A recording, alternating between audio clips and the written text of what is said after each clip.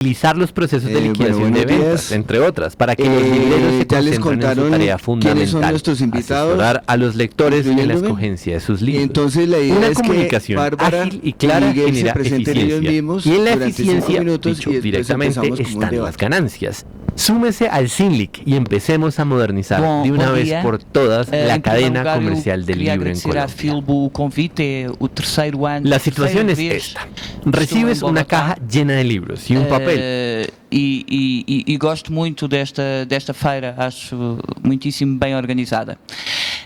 Eu sou uma editora portuguesa independente, formei a editora em 2005, chama-se Tinta da China, é uma editora literária que tem muito cuidado com o objeto livro, investimos muito, o nosso marketing é essencialmente investido no livro, nos materiais, na qualidade da tradução, nas paginações mais clássicas, e conseguimos em Portugal impor-nos. Hoje somos consideradas uma das editoras com mais prestígio em Portugal.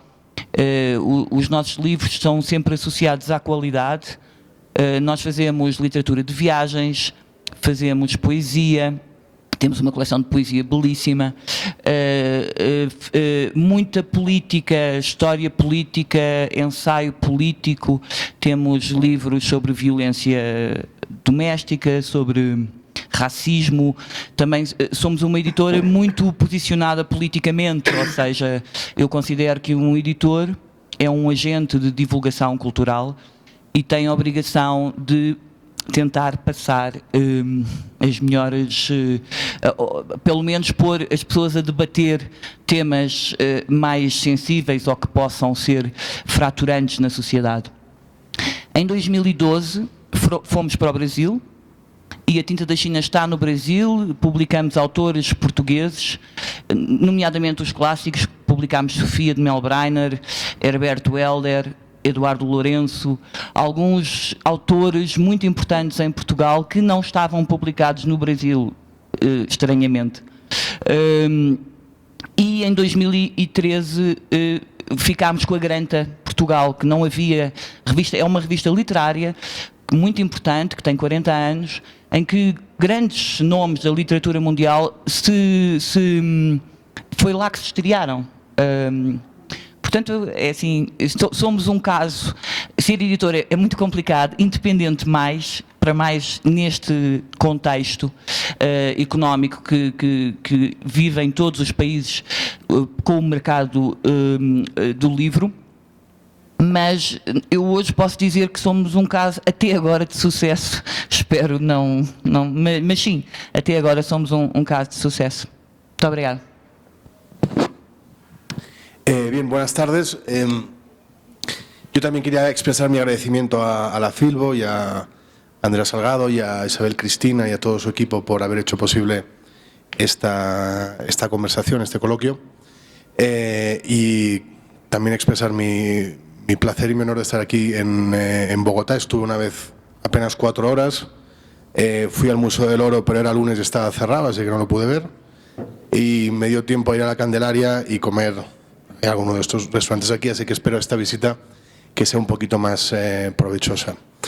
He de también confesar que estoy más tranquilo ahora porque la hora de comienzo de las 8 me parecía extraordinariamente germánica, pero he visto que el toque latino no se ha perdido y que hemos perdido a una hora mucho más razonable.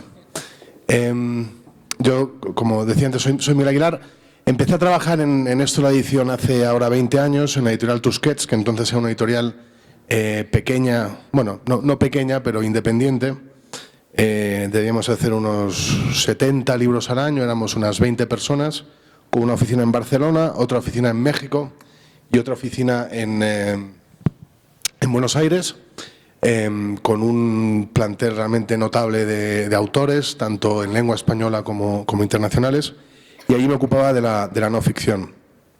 Al cabo de unos años pasé a lo que entonces era Random House Mondadori, el resultado de la fusión del grupo Plaza Janés con el grupo Grijalbo Mondadori, un grupo de capital medio italiano, medio alemán, pero que operaba en lengua española en América y en España, con sellos como Plaza Janés, Debate, Grijalvo, Literatura Mondadori, Lumen, y así hasta unos 15 sellos más o menos.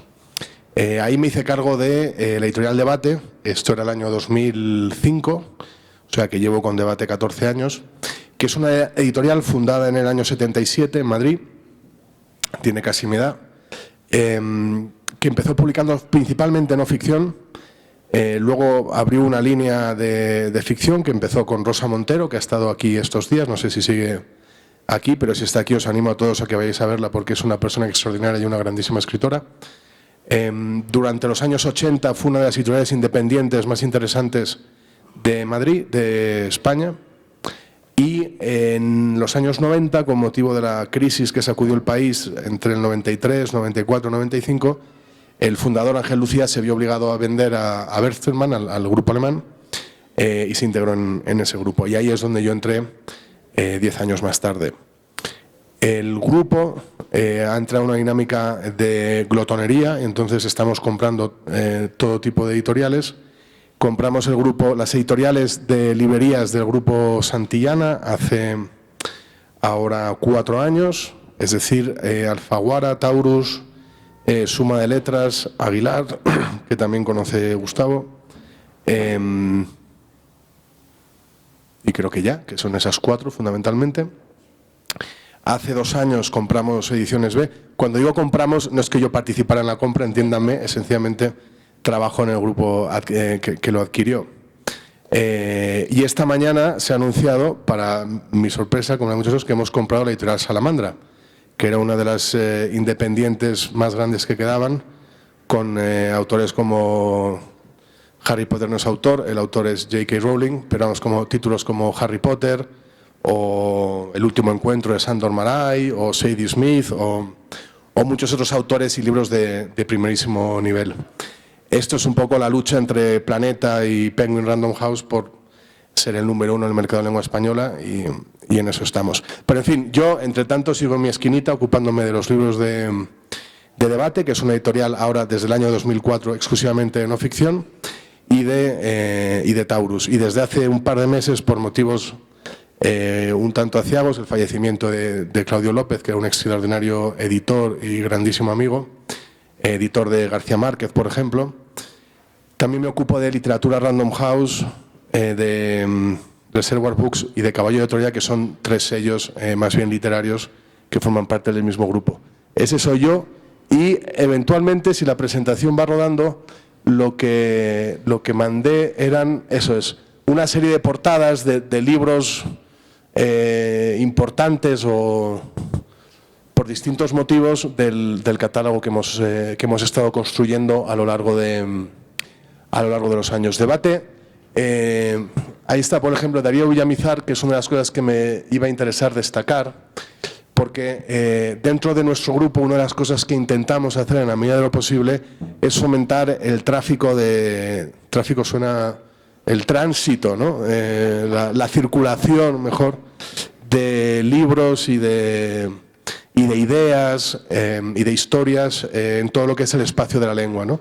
Para eso intentamos, la contratación internacional de los títulos la hacemos principalmente desde España, pero cada sello tiene su propio programa editorial en los países. Aquí Debate tiene un programa muy activo, con algunos títulos muy vendidos y muy comerciales, y lo que intentamos es publicar en España, así como en el resto de los países, algunos de esos libros producidos en Colombia. Por ejemplo, el último año hicimos la biografía de Santos de María Jimena Duzán, el libro de Darío también, y no sabría decir un número cerrado, pero yo creo que 1 o 2 al año siempre aparecen en España, ¿no? Libros de autores colombianos. Intentamos hacer lo mismo con autores argentinos, mexicanos, peruanos, etcétera. Dentro del catálogo de Debate tenemos varias ramas, por así decirlo. Hay una muy evidente que es el periodismo. Tenemos a Svetlana Alexievich, que estuvo aquí hace nada más ganar el premio Nobel, vino a la Filbo en una gestión excelente de Giuseppe Caputo y estuvo aquí con gran éxito de crítica y de público. Es probablemente una de las mejores escritoras que hay ahora mismo y uno de los premios Nobel más sorprendentes por un lado, pero agradecidos por otro. Tenemos a Roberto Saviano también, el periodista italiano autor de Gomorra. Tenemos a algunos de los mejores cronistas norteamericanos como George Packer o David Remnick o Lawrence Wright. Tenemos a Alma Guillermo Prieto, que tiene una vinculación tan especial con este país y que ha ganado hace poco el premio Princesa de Asturias. En fin, toda esa parte de periodismo y de periodismo narrativo la tenemos muy bien cubierta. Luego tenemos la parte de ciencia, a la que también dedicamos mucho esfuerzo y mucha atención. Creo que tenemos uno de los mejores catálogos de ciencia que hay ahora mismo en castellano, y es uno de los campos en los que creo que como comunidad de la lengua tenemos más recorrido por hacer. Creo que los 555 millones de hablantes de español, mejor dicho, entre los 555 millones de hablantes de español hay extraordinarios científicos que por escribir en español no están tan difundidos como deberían. Creo que, por ejemplo, Chile está haciendo un esfuerzo muy notable y muy exitoso debido al desierto de Atacama y a las condiciones orográficas y meteorológicas de Chile. Creo que es el observatorio astronómico más importante del mundo, o uno de los más importantes del mundo, está en Chile, con lo cual tiene astrofísicos de primer nivel. Y en los últimos 4 o 5 años hemos publicado con mucho éxito, tanto en Chile como en el resto de los países, a varios astrofísicos chilenos. Luego, el caso de Argentina, inevitablemente, su especialidad es el cerebro y tiene libros no de psicología, sino de neurología, que también han sido grandes éxitos en todo el continente, en toda la comunidad de la lengua, ¿no? Pero me parece que es un campo en el que como editores nos queda bastante trecho por recorrer. Evidentemente, la divulgación científica en general, su idioma natural es el inglés, el idioma de las grandes revistas, etcétera, es en inglés, pero creo que el castellano tendría que empezar a asomar más. Otro campo muy importante es la historia. Hace, creo que son 5 años, publicamos un libro sobre la historia de la humanidad que se llama Sapiens, que ha sido uno de los grandes éxitos mundiales de los últimos tiempos. De nuevo, Harari pasó por Cartagena, no sé si pasó por Bogotá, por Cartagena de India seguro que estuvo en un festival GEI en 2016 o 2017, y su trilogía, que es Sapiens, Homo Deus y 21 lecciones, ha sido uno de los grandísimos éxitos editoriales a nivel global de los últimos tiempos. Pero también tenemos historiadores locales en España y en el resto de los países, y tenemos grandes historiadores, Paul Preston o Anne Applebaum, o varias de las primeras espadas internacionales que también publicamos. Y por último, dedicamos algo de atención también a las ciencias sociales, a títulos de economía, de ciencia política, que ocupan también su espacio en el catálogo. La otra isla, que es un poco un continente separado, pero que creo que responde al espíritu ecléctico con el que se fundó Debate en el año 77, es la gastronomía. Ahí estaban los libros de Julia Child, El arte de la cocina francesa, pero también los libros de Harold McGee, los libros de Nikki Segnit, en fin, una serie de autores que no son exactamente recetarios ni son libros de grandes chefs, pero que sí pertenecen a ese género de la literatura gastronómica, que creo que hemos logrado dotar de un cierto aire distintivo y que nos funcionan extraordinariamente bien. Y no me quiero alargar mucho más, le cedo la palabra a Gustavo y seguiremos hablando de todo esto en breve. Gracias. Bueno, yo soy el director y dueño de Ícono Editorial, editorial colombiana. He sido editor desde el colegio casi, entonces digamos que tengo mucha experiencia, porque hacía una revista en el colegio, hice una revista en la universidad y de ahí seguí con la manía, porque eso es como una manía que uno empieza como editor y no puede parar. Obviamente he escrito también algunas cosas de poesía, contrario a la no ficción, que es en la especialidad en la que estoy, pero así es la vida. Y fotógrafo también. Bueno, Ícono nació hace 15 años. Este año estamos cumpliendo 15 años. Y más o menos en promedio sacamos unos 12 títulos anuales. Obviamente unos años más, otros menos, entonces, pero en promedio son como unos 12 títulos anuales. El interés por la no ficción siempre lo he tenido porque tengo un interés político. Básicamente es porque soy un animal político, no trabajo en política, no pertenezco a ningún grupo político, pero sí soy muy contestatario. Entonces, eso se refleja en las ediciones que he estado sacando en estos 15 años. Trabajé en el Grupo Santillana, con el Grupo Prisa, o sea, fui editor de Aguilar, un compañero tuyo, pero en distintas épocas. Duré 3 años dirigiendo Aguilar cuando Aguilar era Aguilar es Noticia, que fue un lema que inventamos acá, Aguilar es Noticia, porque era desprendiendo Aguilar del concepto de literatura clásica que había. Entonces, ¿cómo hacíamos? Era volverlo Aguilar es Noticia. Me salgo de Aguilar básicamente porque el Grupo Prisa empezó a tener unos intereses muy fuertes en el país y empezaban a competir con el tipo de publicaciones que yo estaba haciendo. Entonces la instrucción fue distinta, me habían dicho que entrara a hacer libros polémicos y después me dijeron que dejara de hacer libros polémicos, entonces me salí. Y dije, si pude montar Aguilar es Noticia en Colombia, ¿por qué no voy a poner una editorial propia? Que siempre fue un sueño mío.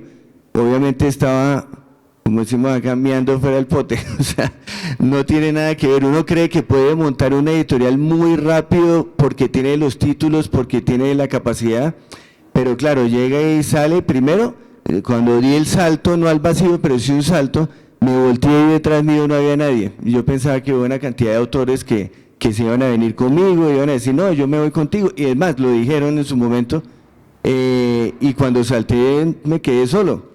Entonces, la ventaja que tenía era que ya conocía todo el gremio desde un punto de vista alto, digamos, o sea, hablaba de tú a tú con todo el gremio.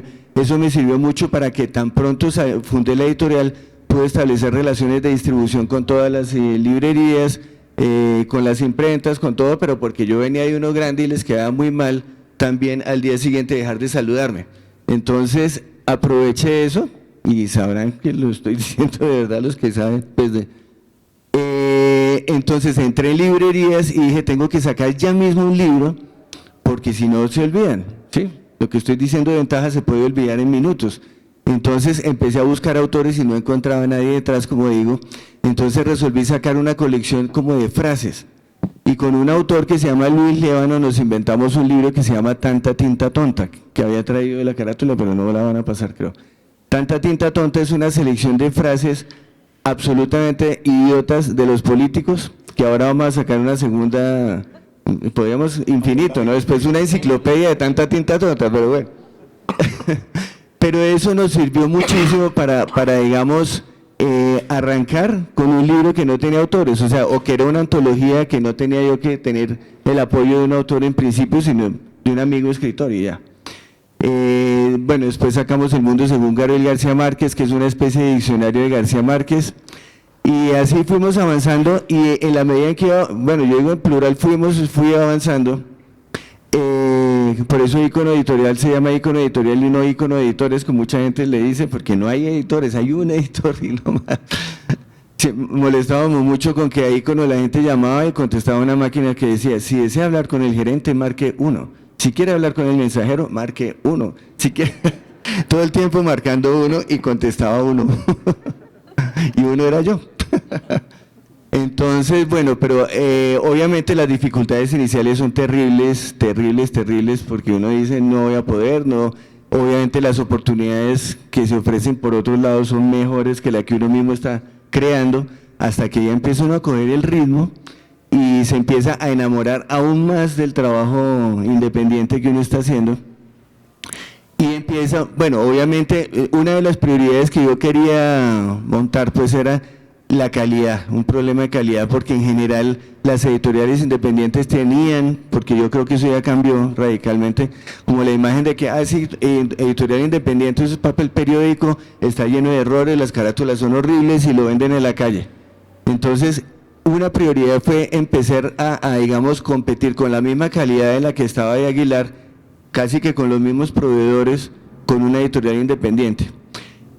Cuando uno empieza a encontrarse con la cantidad de problemas que se van presentando, como que las bibliotecas públicas no reciben los libros de uno, no los miran, no los tienen en cuenta, la capacidad económica de la editorial no permite poder hacer ciertas movidas importantes que hay que hacer.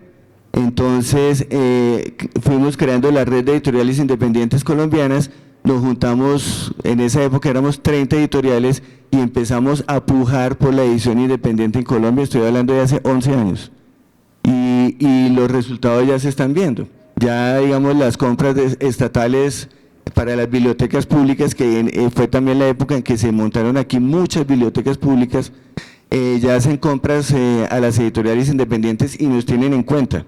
Obviamente no en la misma proporción, pero también hay que entender que la cantidad de libros es muchísimo más grande y las editoriales grandes también publican autores muy buenos, no es que se trata de ninguna pelea, lo único que nosotros sí seguimos peleando es presencia, porque como tú estás diciendo, la glotonería de las editoriales grandes, no lo dije yo, lo dijiste tú, es terrible. Y yo iba a comprar a Salamandra, me la quitas. Entonces, esa glotonería nos perjudica mucho en el mercado. Porque copa todas las vitrinas de las librerías, copa todas las mesas principales de las librerías, copa todas las reseñas de los periódicos y a nosotros nos tiran ahí como el sobrado de tigre que dicen, ahí quedó la editorial independiente. Entonces, ahora, ¿qué ha pasado? Que como los periódicos están un poco en decadencia, eso nos ha favorecido en el sentido en que ya no solo nos tenemos que promover en los medios de siempre, sino que nos promovemos en otro tipo de medios, ¿sí? Y que tienen la misma audiencia. Ya casi que la promoción del periódico sirve para que uno coja la web del periódico y se promueva por su propio camino en la web.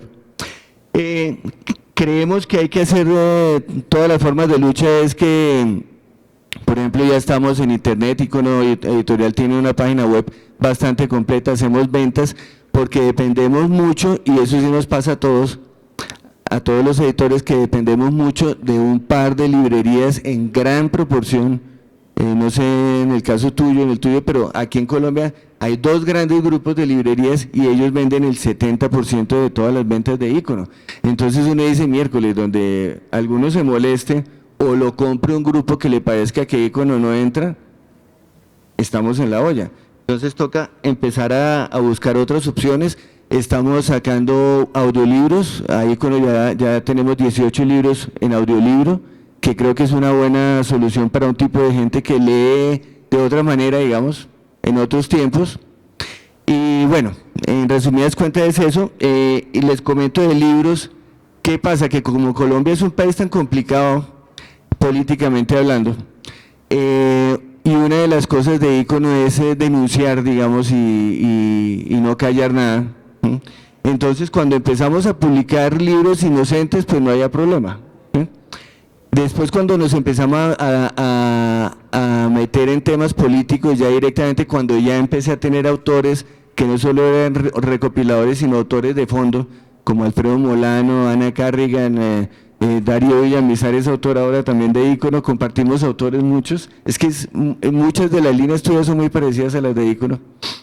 Entonces publicamos, por ejemplo, El Palacio de Justicia, una tragedia colombiana, que era un libro que venía rotando, lo publicaron de Ana Carrigan, que es una autora colombo-irlandesa. Ana Carrigan lo había venido rotando por varias editoriales colombianas, bueno, y españolas, bueno, y no lo habían querido publicar, lo había publicado en Estados Unidos. Y un día me llama un periodista y me dice, oye, ¿a ti te interesa de pronto este libro? Me fui de cabeza, obviamente. Digamos que pagamos traducción, aunque no era necesario, porque el libro, la autora, a medida que se hizo la traducción, lo duplicó, porque siguió la investigación. Entonces casi que ahora nos deberían comprar la traducción al inglés, porque es otro libro, el de Ana acá en Colombia. Ese libro hizo una denuncia muy importante, que fue lo de, por lo menos ya escrito, no tanto el chisme, sino de que del Palacio de Justicia habían salido vivos magistrados que habían aparecido muertos después con un tiro en la cabeza dentro del Palacio de Justicia. Entonces ese tema era el ejército, o sea, era una cosa grave con el ejército.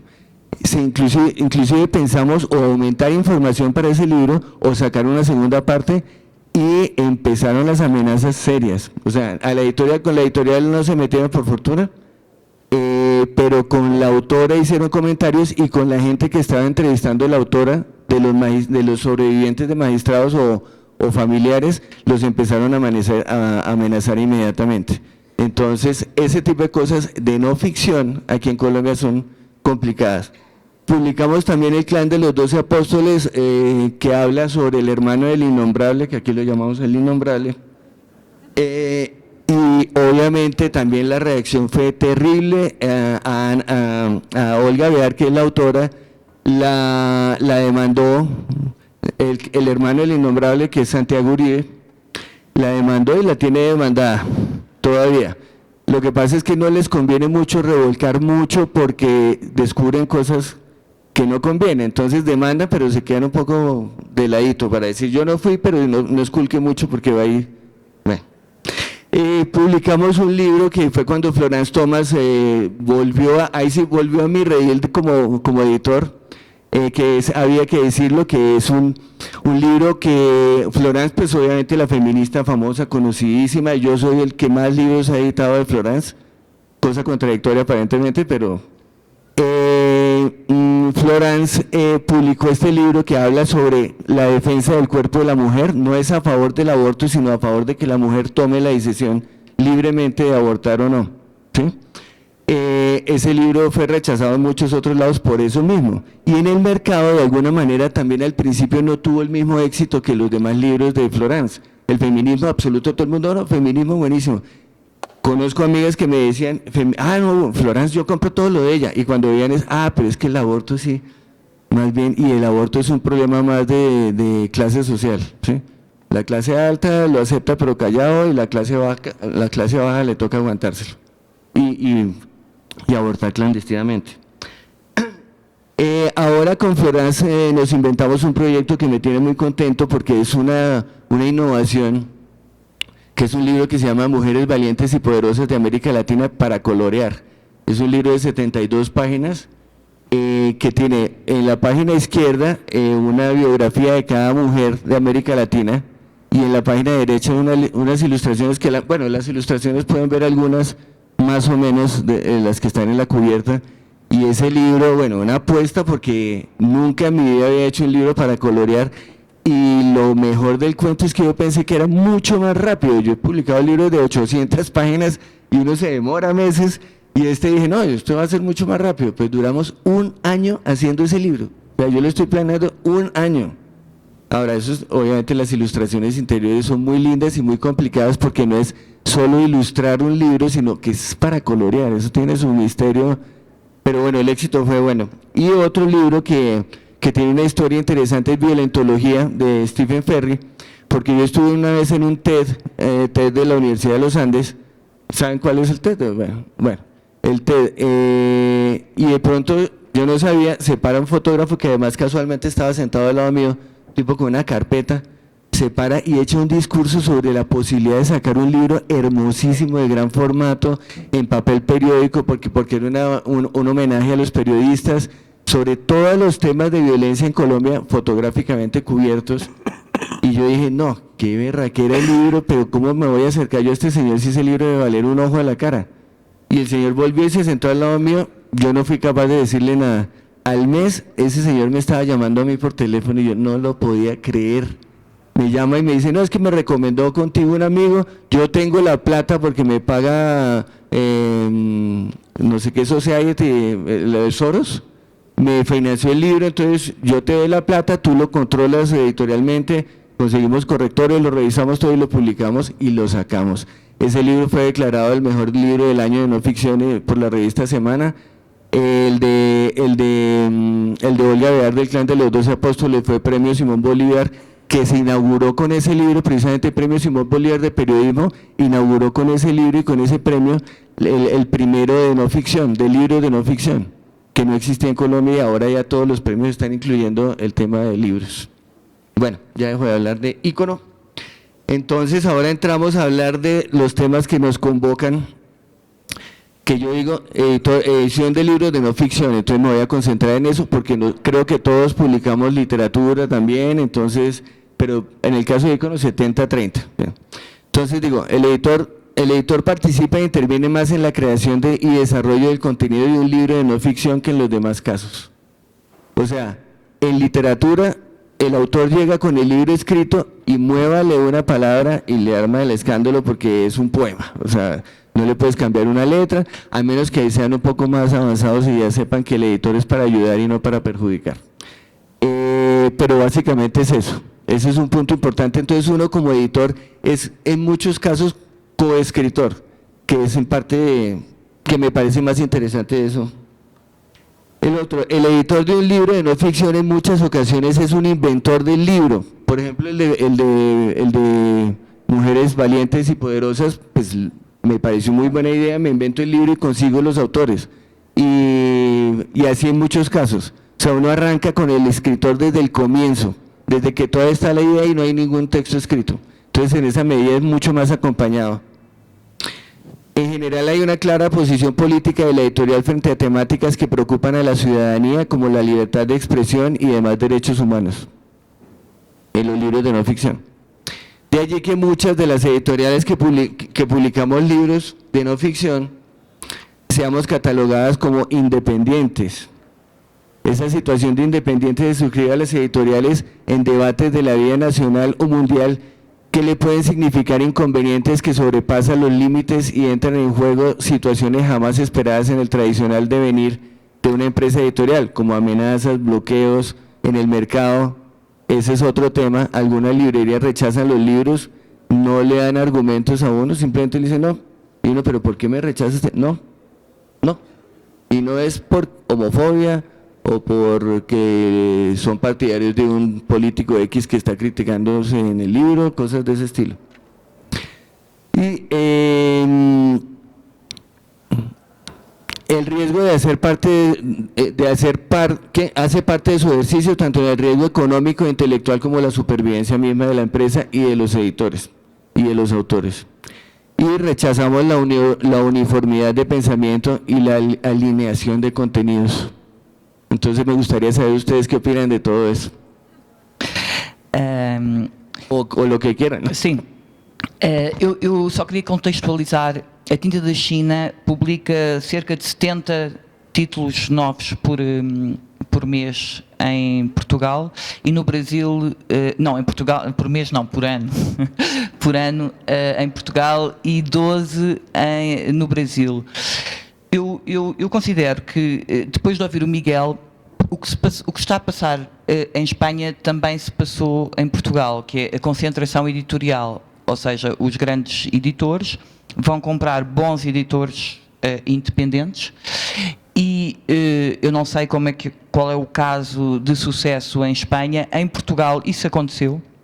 Eu sou uma das poucas editoras independentes em Portugal neste momento, pelo menos nova editora eu fui uma das que escapei, porque sempre disse que não vendia, não vendo, não há preço e, portanto, quando eu quiser fecho, mas não vendo, porque, como Gustavo estava a dizer, eu sou a dona da empresa, sou a fundadora da empresa, sou a editora da empresa, sou quem discute a parte financeira com o entusiasmo editorial. Tenho aqui um problema muitas vezes porque sou eu que tenho que tomar essa decisão e de facto é completamente diferente, porque eu trabalho nos livros, fui livreira durante 10 anos e portanto sou há 14 editora e mudou muito o mercado. Mudou com a concentração editorial, mas também mudou com a concentração livreira. Em Portugal, neste momento, nós temos 2 grandes grupos de livreiros e a maior parte dos livreiros independentes fecharam. O que é gravíssimo, porque toda a diversidade, por muito que se queira, num grande grupo editorial que investiu o dinheiro para comprar as editoras e que tem que as rentabilizar, acaba por ser mais permeável àquilo que o mercado está a pedir e muitas vezes os autores 1500, como se dizem em Portugal, são postos um pouco de lado, porque há os autores 5000 e os autores 10.000, que já são muitos porque os grupos são muito grandes. O que eu considero acerca disso é que isto, obviamente, agora já estão a surgir novas editoras e, obviamente, os editores independentes continuarão e os livreiros independentes também. Mas é uma luta desigual. Então, nós temos que ser melhores. O que eu sempre senti foi, eu tenho que ser melhor do que os grandes. E a Tinta da China tem sido um case study em várias pessoas estão a fazer teses sobre a história da editora, porque eu não sei como, aliás, o Gustavo estava a falar, hoje compra-se espaços nas livrarias. Os editores, se queres ter o livro na montra, ou se queres ter o livro numa ilha na livraria, tens que pagar. Quando eu comecei a ser livreira, não era assim. Era o critério do livreiro. O livreiro escolhia os livros que queria pôr. A minha grande vantagem é que os livreiros gostam muito da Tinta da China e então destacam muito os livros da Tinta da China sem eu pagar, porque eu não tinha hipótese de pagar.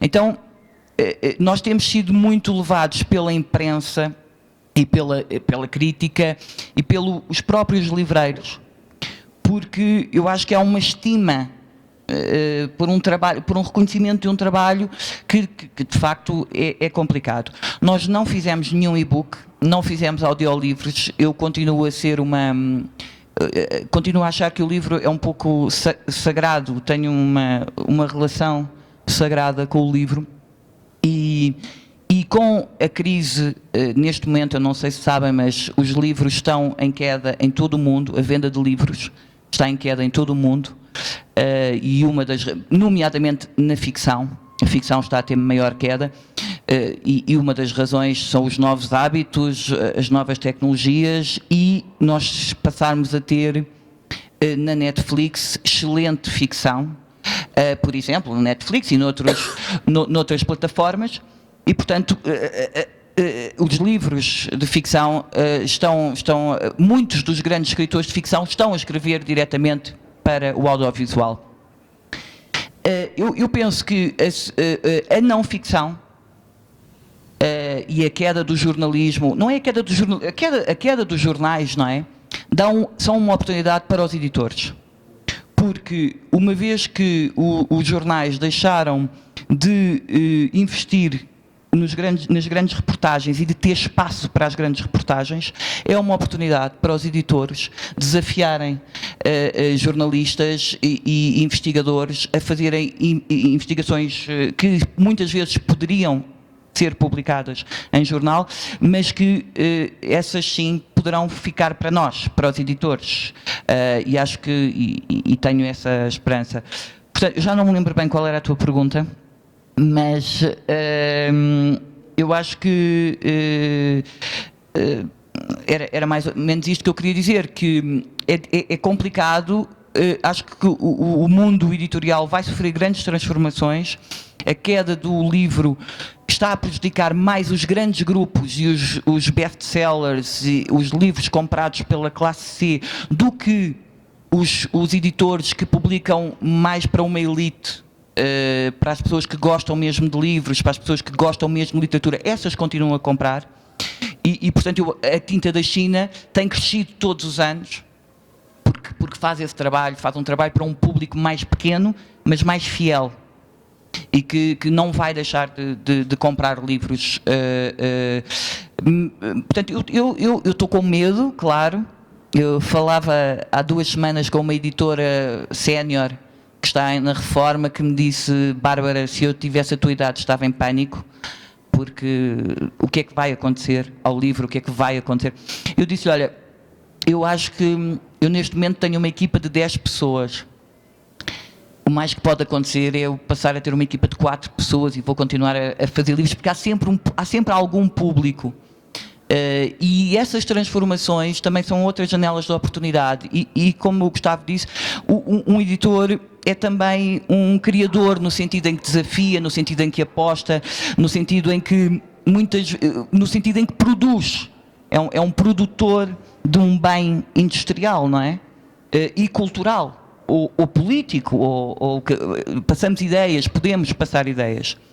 Só queria dizer uma coisa mais, é que na Tinta da China nós fazemos editing e, portanto, nós mexemos também nos livros de poesia e mexemos também nos livros de ficção.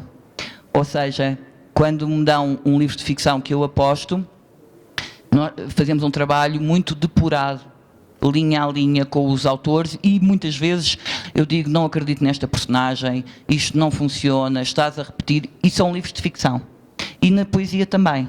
Portanto, nunca entra nada e sai só indo ao salsicheiro, não sei como é que se diz aqui, mas há um trabalho que é de uma tradição anglo-saxónica de editing, de trabalharmos os livros todos, desde o seu conteúdo até à sua imagem, à sua capa, à sua comunicação. Tudo isso é muito pensado. Pero el autor es más reacio literario es más reacio a permitir el cambio, ¿no? Sim, claro, reagem mais, claro.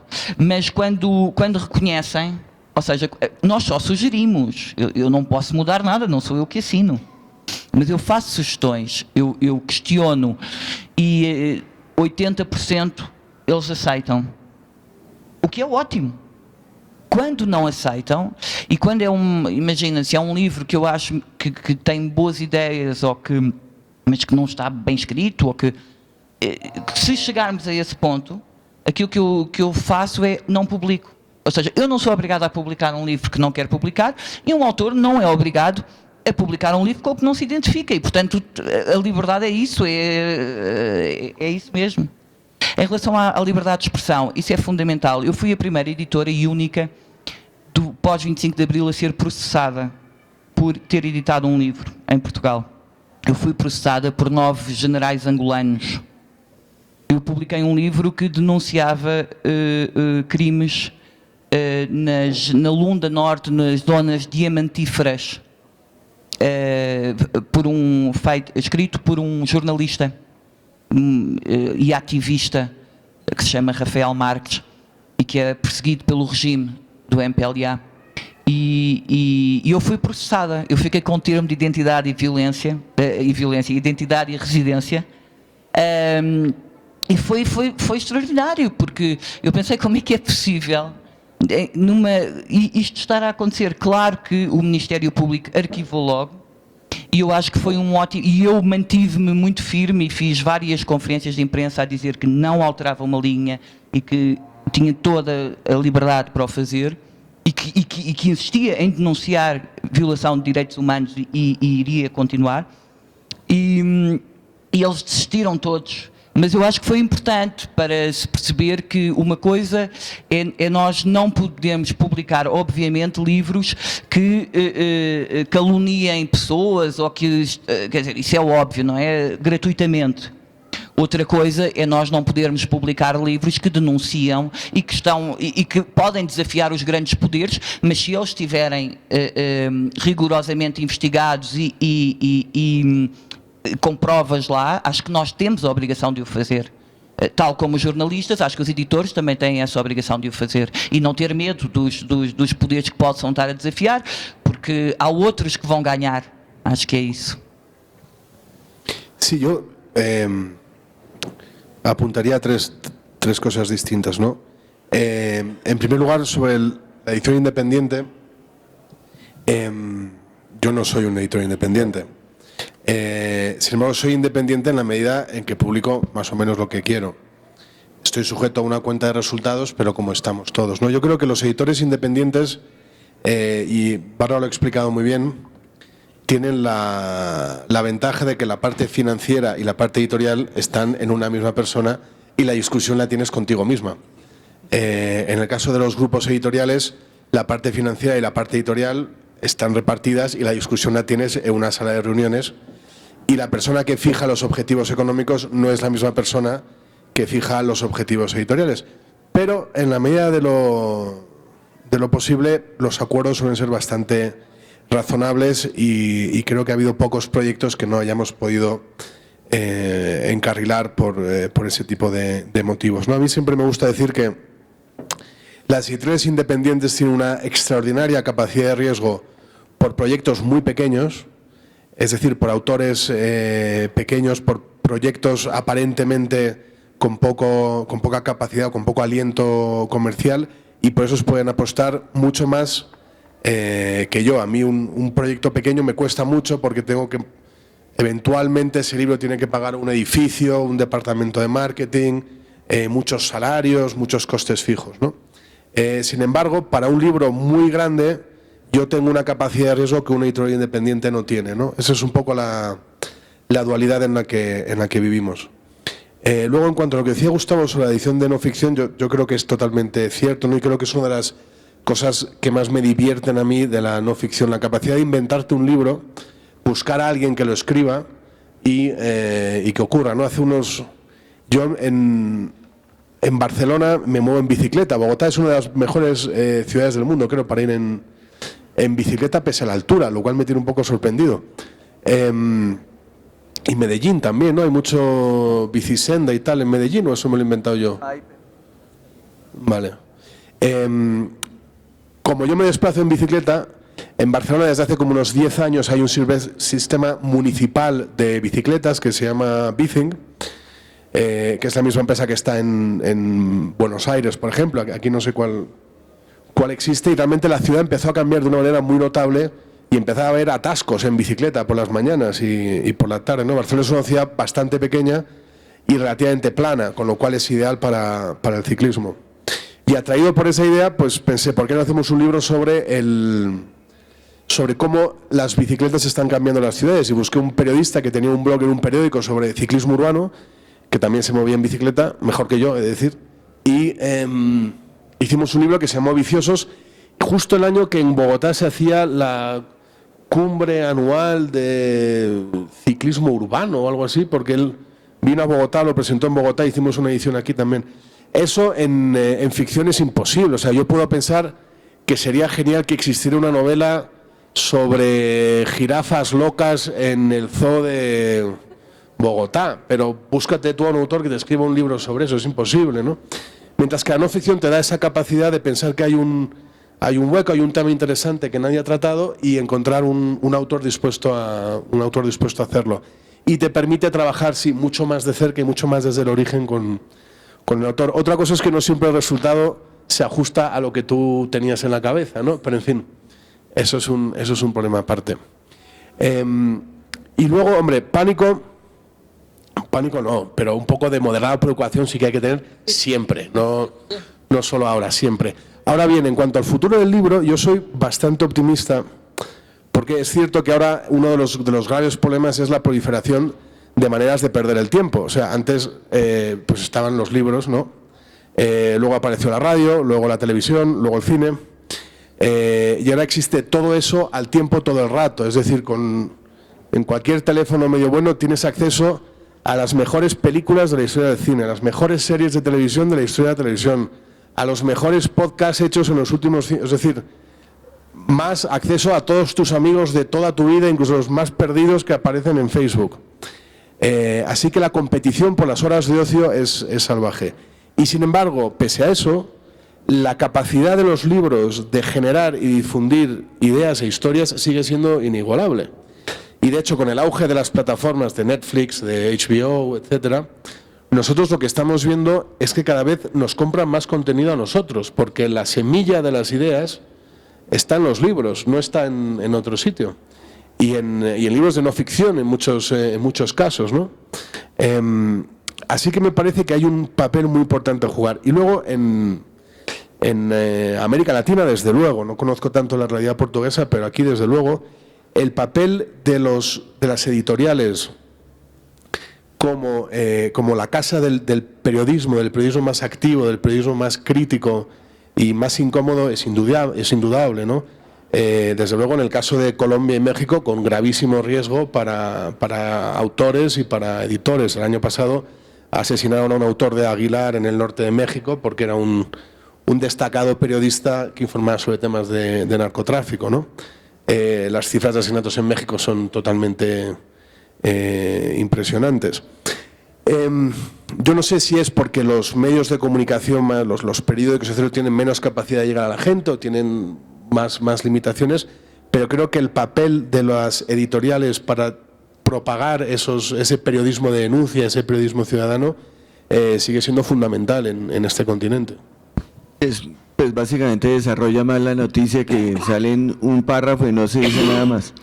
A mí me gustaría, y para pasar a preguntas del público, que nos cuenten si tienen un caso de éxito y un caso de fracaso absoluto en cada uno de ustedes. Pues yo les cuento uno mío. Dos. Ah, claro. Mais de fracasso do que de êxito.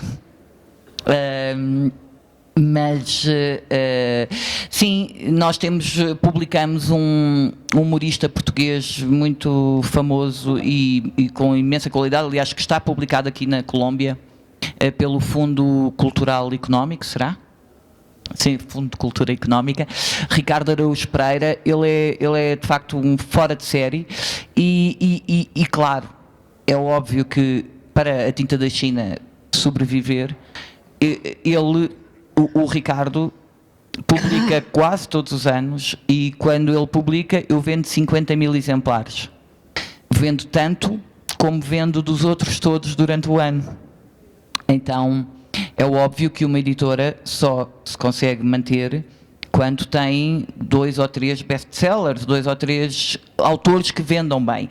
Aqui a questão é a qualidade. Pode vender, é aquilo que eu acredito. Eu acho que a qualidade pode vender e não tenho que baixar o nível para vender mais. Fracassos, também tenho muitos. Fracassos tenho. E sucessos, ótimo. O Fernando Pessoa, agora com o Jerónimo Pizarro, aqui da Colômbia, ele é meu autor em Portugal, e estas edições do Jerónimo vendem, neste momento são as que vendem mais em Portugal. Portanto, sim, são sucessos um pouco inesperados. Fracassos há muitos e não...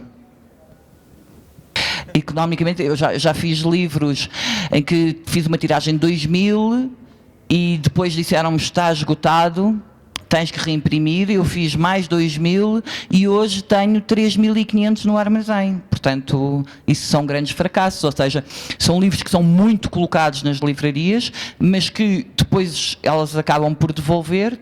Eu faço segunda edição e, portanto, eu vendi 500 exemplares e imprimi 4.000. Para mim é um grande fracasso, sim. Sí,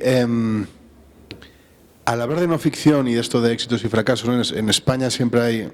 En América es distinto porque América creo que es un continente de la no ficción, vende más que la ficción. En España no es así, lo fue durante los años 70, luego cambió y la ficción vende más que la no ficción, ¿no? Está parejo, más o menos. Es como un fantasma eso, pero las novelas también venden muy bien, depende, todo depende. Vale. No, en España consistentemente, yo creo que si hiciéramos un... Alguien nos espera, nos vigila. Cada vez más notoriamente. Debe ser alguien de Salamandra, ¿no? Que quiere hacerse oír. Si hiciéramos un ranking de los 10 libros más vendidos cada año, probablemente al menos 8 serían novelas, ¿no? Y 2 libros de no ficción.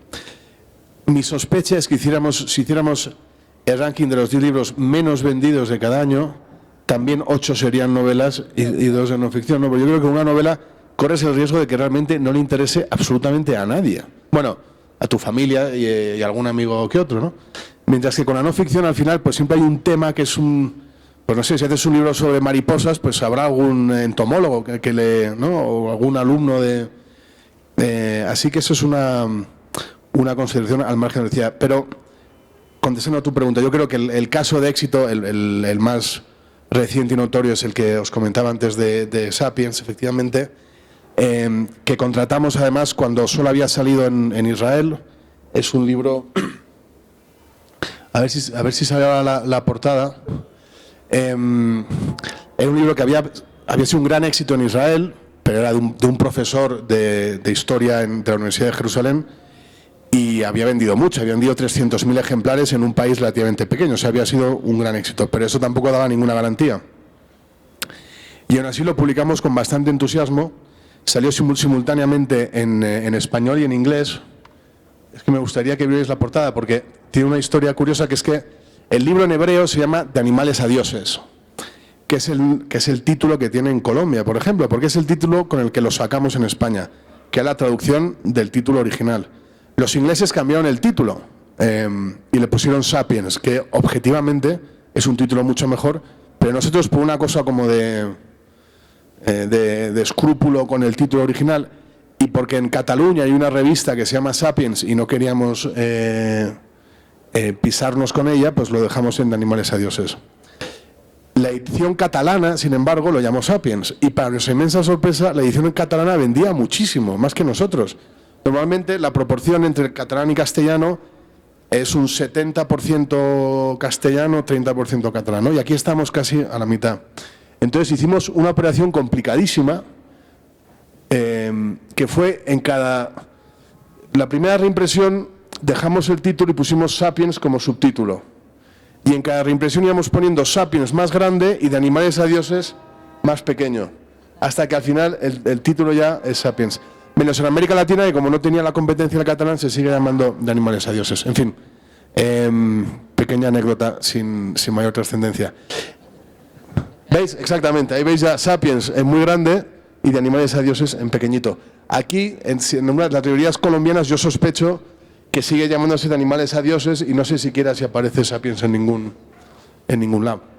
En cuanto a fracaso es un poco duro como término, ¿no? Yo creo que si un libro no ha encontrado sus lectores, pobrecito libro, tampoco vamos a ser duros.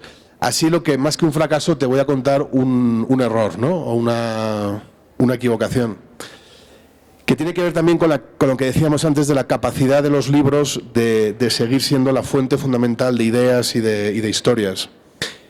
Hace, no sé, 7 u 8 años nos llegó un tratado de 1000 páginas de historia económica de un autor francés sobre desigualdad, que estaba muy bien, pero parecía una cosa totalmente inasumible para cualquier editorial con un mínimo de sentido común, ¿no?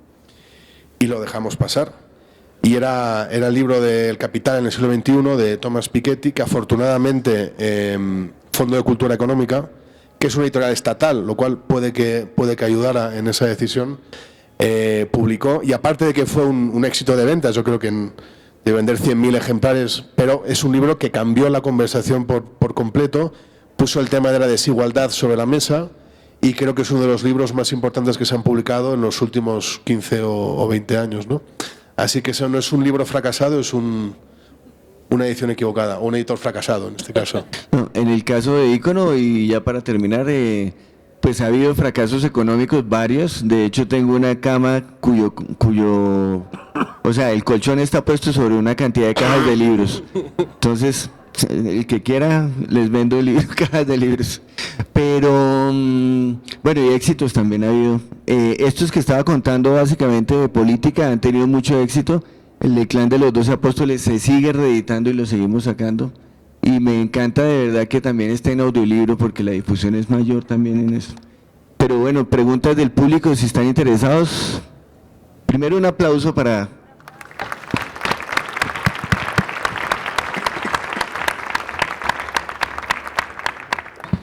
Y no sé, ¿tienen alguna pregunta? ¿No?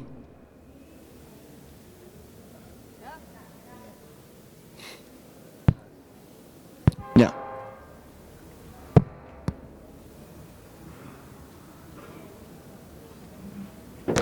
Buenos días. Tengo 2 preguntas. La primera, es cierto, bueno, cada vez está tomando más fuerza plataformas, librerías, Amazon para los autores independientes es una de nuestras, digamos que de nuestras librerías más sencillas de acceder en primera instancia. Entonces la primera pregunta es, ¿qué tanto hoy en día realmente las editoriales están mirando el rendimiento de libros que han sido publicados inicialmente en Amazon para tomarlos y hacer pues como suyos, tomarlos como suyos y ya hacer digamos ediciones directamente ya con el autor, pero que primero ha sido como éxito en Amazon y luego lo toma en la editorial? Esa es la primera pregunta. No sé si hago de una vez la otra. Bueno. Y la segunda, esta es especialmente para Miguel. Yo soy escritora y soy mentora de escritores no ficción, básicamente. Sin embargo, no sé de dónde me surgió unos personajes y duré 8 años escribiendo un libro de literatura fantástica. Cuando lo termino, acudo a mi editor, que editó un libro mío hace como 20 años, periodístico, y que él está hoy en día en Penguin Random. Me comunicó con la editora, que le corresponde ese tipo de literatura, y me sorprendió cuando me dicen, mira, sí, es como buena la idea, pero la política de Random es que en literatura fantástica solamente publica editores internacionales, no colombianos. Después de mi sorpresa, dije, bueno, estamos en Colombia, ¿por qué no editan colombianos? Yo veo toda oportunidad, le dije, bueno, y esta no es la oportunidad para decir, miremos este si es bueno y sería el primer editor colombiano, el primer autor colombiano en literatura fantástica. Pero la pregunta, y lo están viendo, por lo menos logré que lo estén leyendo. La pregunta es, ¿estas políticas realmente existen en donde a nivel internacional se tiene como sesgo con autores locales para determinado tipo de literatura o de no ficción o de algún otro tipo de área? Desconozco las políticas de Penguin Random House en Colombia, pero creo que esa tengo una reunión con ellos, así que lo averiguaré. No sé si es una política que usa una directriz o una tendencia, pero no, si lo están leyendo no debe ser una política tan fuerte, ¿no? O eso espero al menos. En cuanto a la primera pregunta,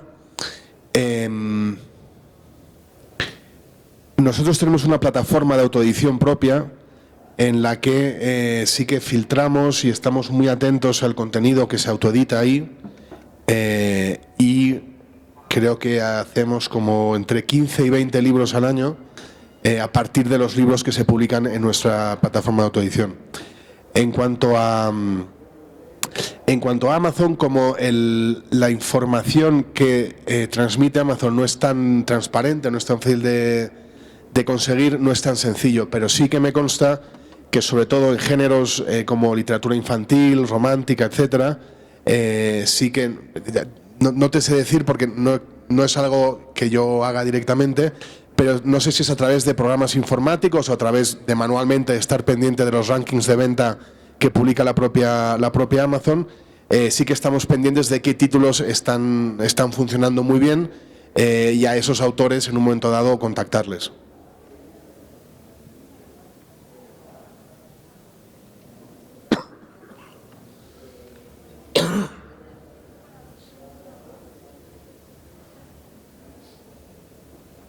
Estas son 2 preguntas para Bárbara. ¿Cómo hace aquí? ¿Qué decisiones toma usted cuando llega un autor desconocido para poder balancear precisamente la existencia de la editorial? ¿Qué mira en un autor que es desconocido y que posiblemente para usted como editorial es un riesgo?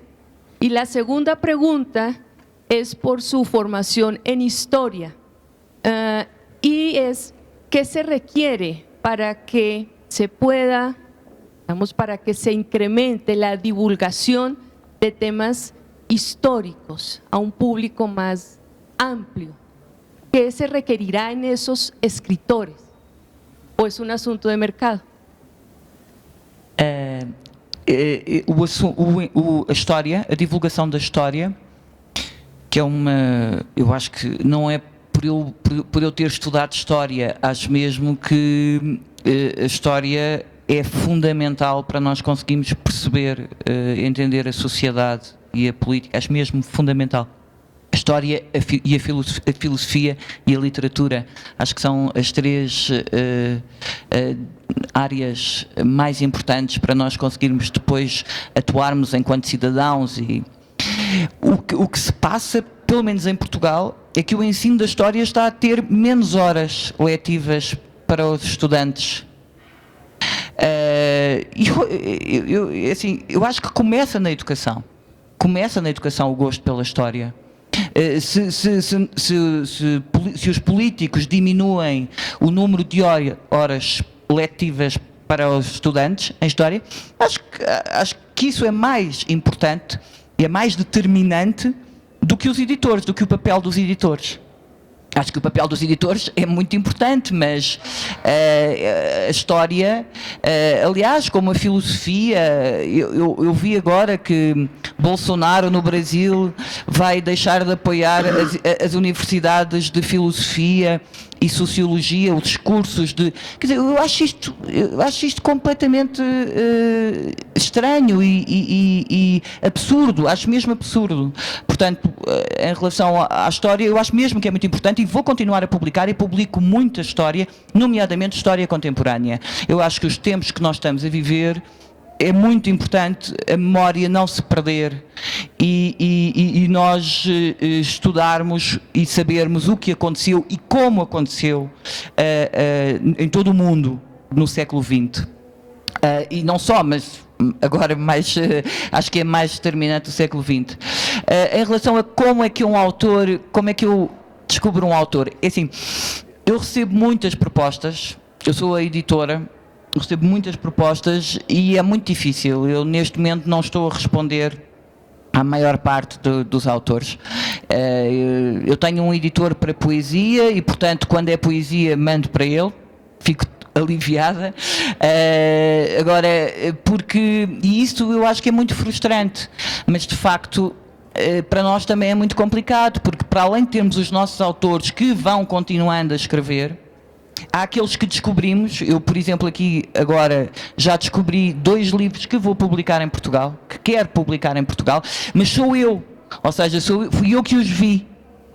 Ou seja, muitas vezes as traduções que eu faço não me vendem as traduções. Sou eu que leio a imprensa estrangeira, vejo, digo quero este e, por exemplo, não estou no campeonato do Miguel, porque eu não tenho dinheiro para pagar adiantamentos. Não, então tenho que descobrir, tentar, este pode ser interessante, mas é difícil eu olhar para um autor novo sem qualquer referência, é muito difícil. Se for referenciado por outro autor, por um tradutor, por um amigo, digo, olha, vê isto, é mais fácil. Isso eu lamento, mas é a verdade, não vou estar a mentir, é assim.